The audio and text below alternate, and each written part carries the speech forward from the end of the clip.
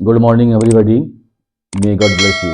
आज आप लोगों के लिए खास करके जो 10वीं क्लास में जो बच्चा है जिनका बोर्ड एग्जाम 2024 में है, बिहार बोर्ड का, उसके लिए एक कोर्स हम लाए आपके लिए। उसका नाम है कैप्सूल कोर्स।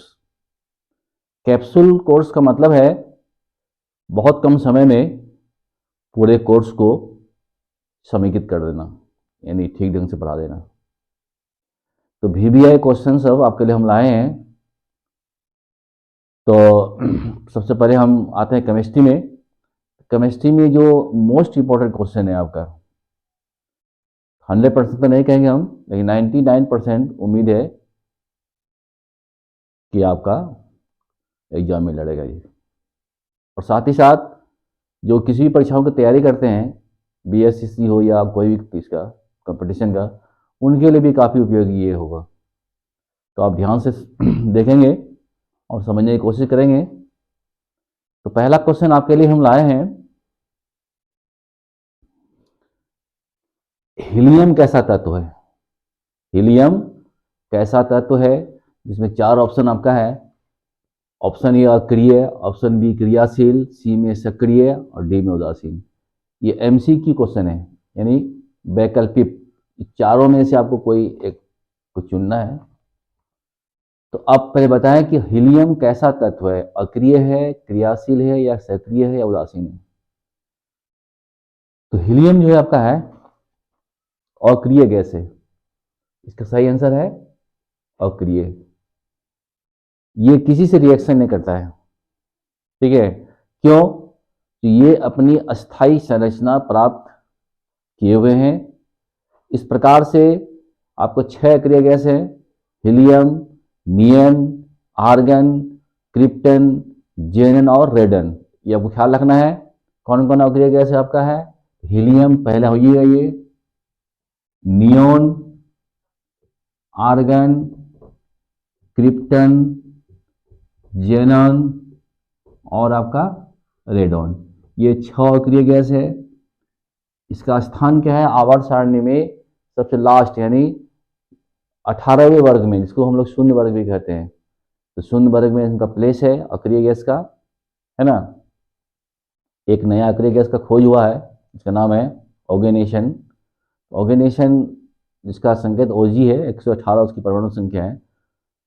तो अभी वो आपके कोर्स में आया नहीं है। अगर आपसे पूछे कि आपका कितना अक्रिय गैस है, तो आपको 6 लिखना है जवाब में। तो यहाँ पर हीलियम कैसा तत्व है? तो हीलियम एक अक्रिय, यानी ये किसी से रिएक्शन नहीं करता है। अक्रिय गैस को हम लोग बोलते हैं इनर्ट गैस या नोबल गैस। नोबल गैस भी कहते हैं या इनर्ट गैस भी कहते हैं, ठीक है। नेक्स्ट क्वेश्चन आइए। अब नेक्स्ट क्वेश्चन आपके लिए हम लाए हैं,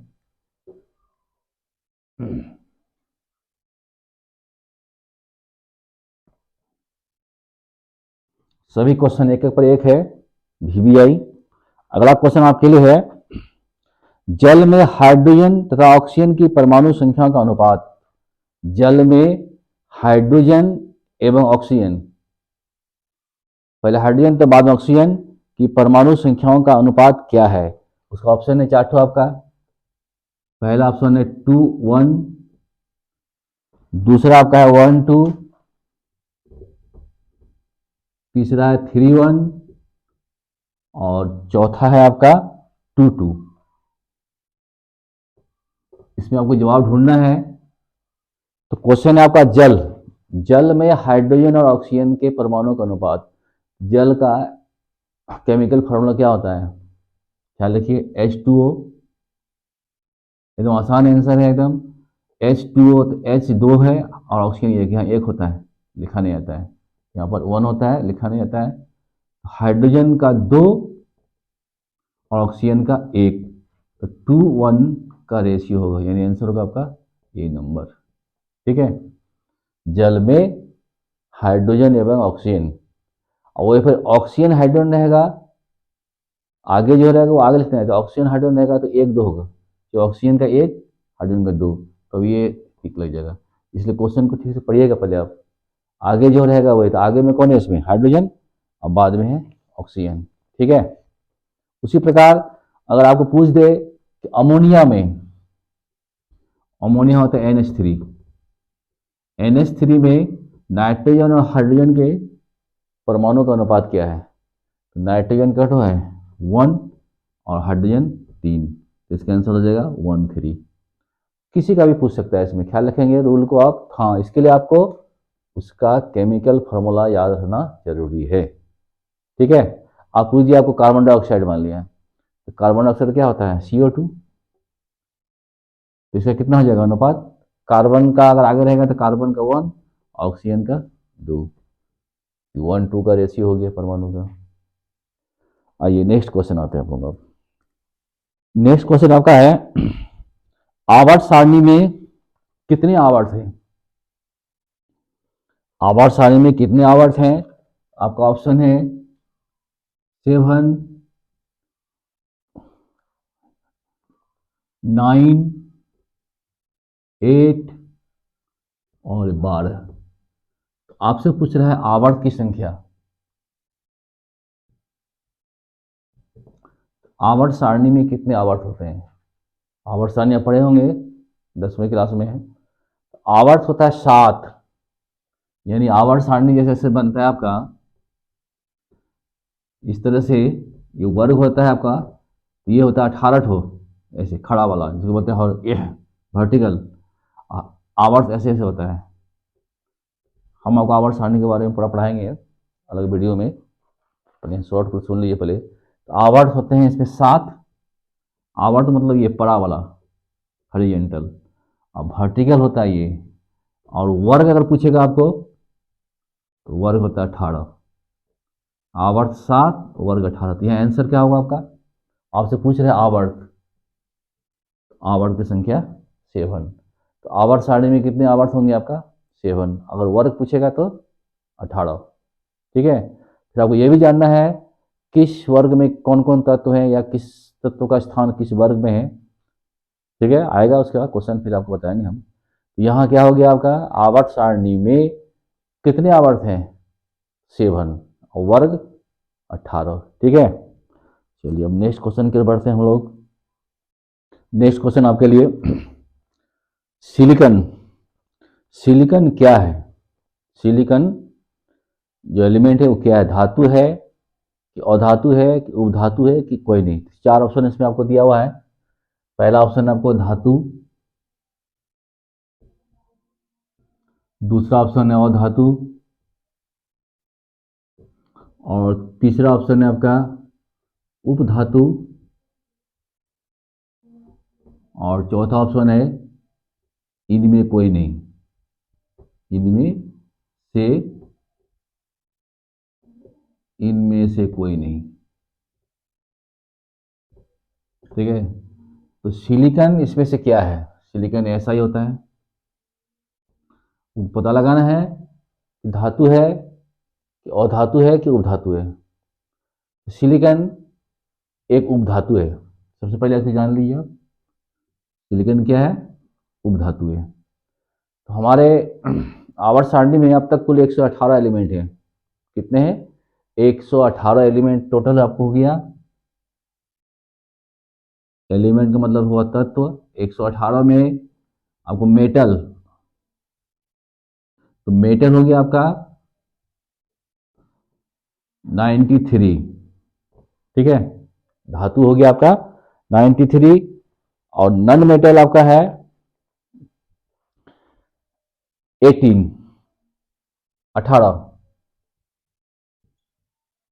नन मेटल 18 हो गया, और मेटलॉइड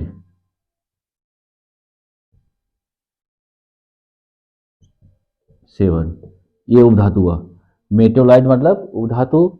धातु होगा 93, और धातु हो गया 18, और उपधातु हो गया 7।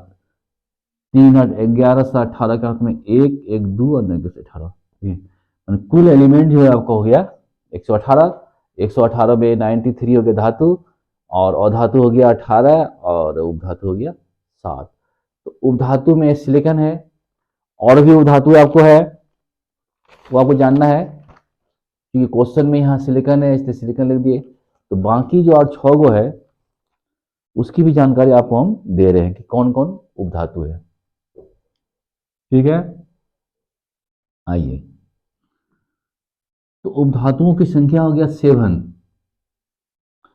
उस 7 उपधातु को आप कैसे याद रखेंगे, उसके लिए आपको हम नेमोनिक दे रहे हैं। याद करने का अच्छा तरीका है, देखिए सुनिए पहले आप। पोलो टेल मी, पोलो टेल मी।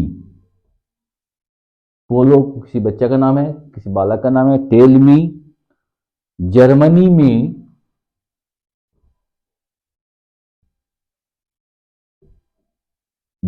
में बोरा सिल्के,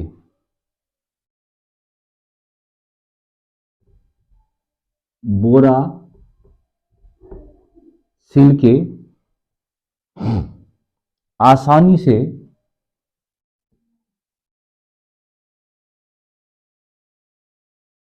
मनी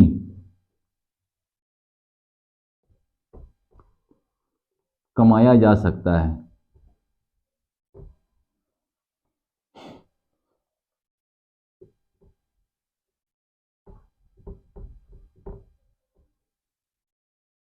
ठीक है, ये आपको नेमोनिक है। फिर सुनिए एक बार। पोलो टेल मी, पोलो टेल मी जर्मनी में बोरा सिल्के आसानी से मनी कमाया जा सकता है। अब देखिए, पोलो पहला, पोलो से पोलोनियम, उसके बाद आइए टेल, टेल से टेल्यूरियम, 2 हो गया। उसके बाद आइए जर्मनी, जर्मनी से आपको हो जाएगा जर्मेनियम, बोरा बोरोन, सिल्के हो गया सिलिकन, आसानी से, आसानी हो गया आर्सेनिक, और उसके बाद मनी, एंटी मनी। गिनिए तो होगा 1 2 3 4 5 6 7, 7 हो गया। अब देखिए, पोलो टेलमी जर्मनी में बोरा सिल्के आसानी से मनी कमाया जा सकता है। ये सेटिंग केवल है। अब पोलो पहले हुआ पोलो, पोलोनियम पहला नंबर, POLONIUM, इसका संकेत होता है PO। याद रहेगा आपको, एटॉमिक नंबर भी लिख देते हैं 84। Tellurium TE, LLURIUM, tellurium TE, इसका हो गया आपका 52 एटॉमिक नंबर, 2 हो गया। तीसरा ये जर्मनी, स्पष्ट नाम है, जर्मेनियम नामे है।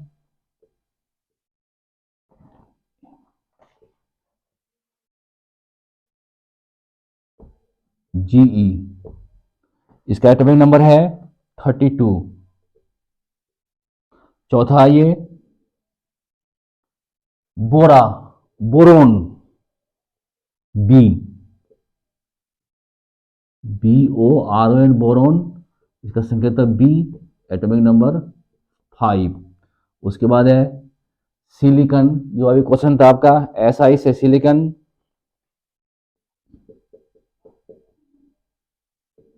SI 14 atomic number. उसका ये आसानी से आर्सेनिक 5 6 नंबर, ARSENIC, आर्सेनिक का संकेत हो गया आपको AS, एटॉमिक नंबर 33। और नेक्स्ट है आपका मनी, एंटी मनी,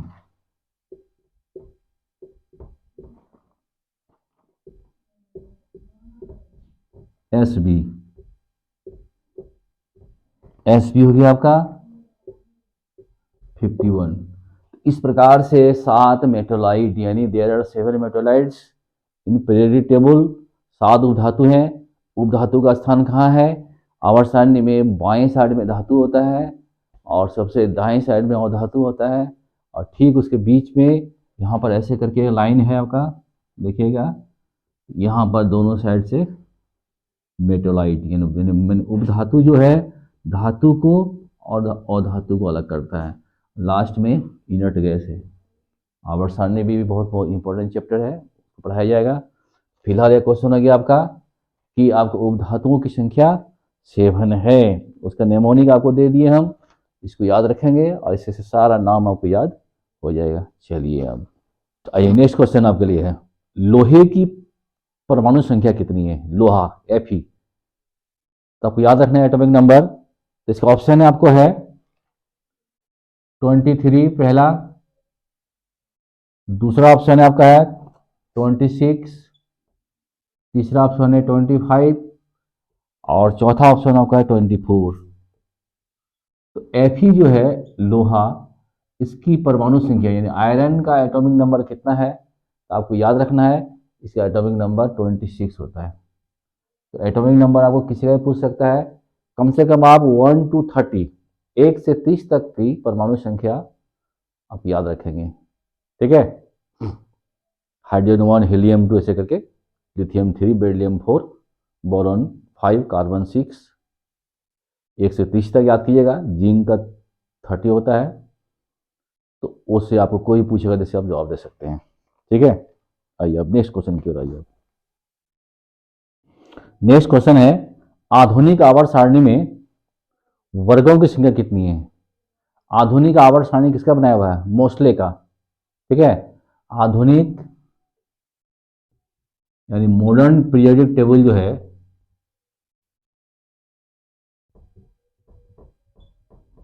ये मोस्ले पर बनाया गया है। इसमें आपको वर्गों की संख्या मांग रहा है।